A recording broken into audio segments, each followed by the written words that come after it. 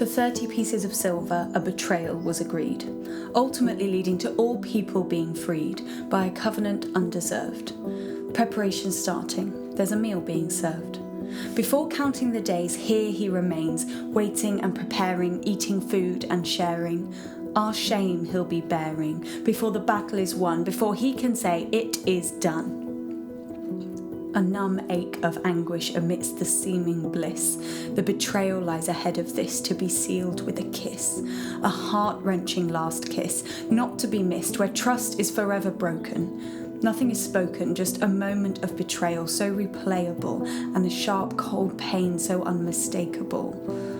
All you can find is a shred of hope in the covenant promised, unconditional, overwhelming love, a promise of freedom, free from everything we've done, a promise of relief from the din caused by your sin, a promise of silence and deep satisfaction.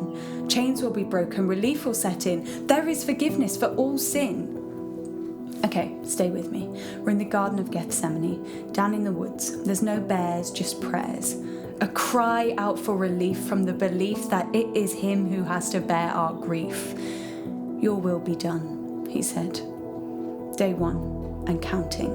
Here he's bearing our shame before we can proclaim he is risen, every sin is forgiven. With the removal of selfish gain and endurance of pain, so that we can remain unshackled while he's chained and dressed in cloak and crown. Not yet for his glory, no.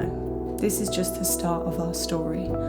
Cloak ripped, from his head the blood drips, he's whipped and mocked. No one is even shocked, they're shouting, he's abused, he's challenged, but refused to save himself till the battle is won, so he can say, "It is done." 3 hours of darkness ensue, a pitch black pit of hopelessness, and our Saviour's left breathless.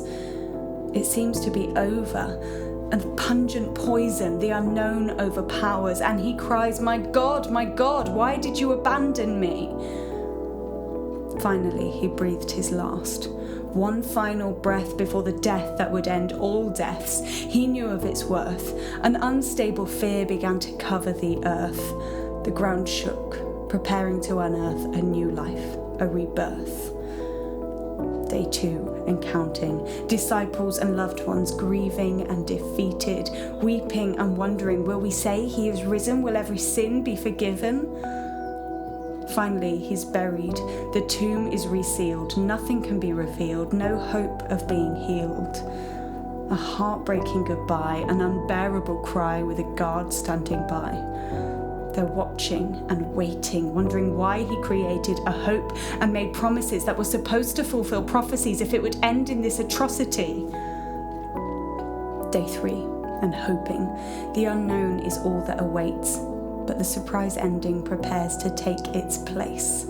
Suddenly, another earthquake, the earth-shattering shake that broke open the tomb, releasing life as if from a womb. With delight and excitement, they rush to share the good news. He is risen, every sin is forgiven.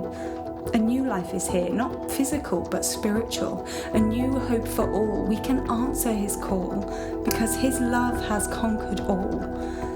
Death is defeated, and we have been granted the freedom for which he pleaded. His whole life's work, culminating in the perfect sacrifice. He paid an unbelievable price, laying down his life so that we can live ours.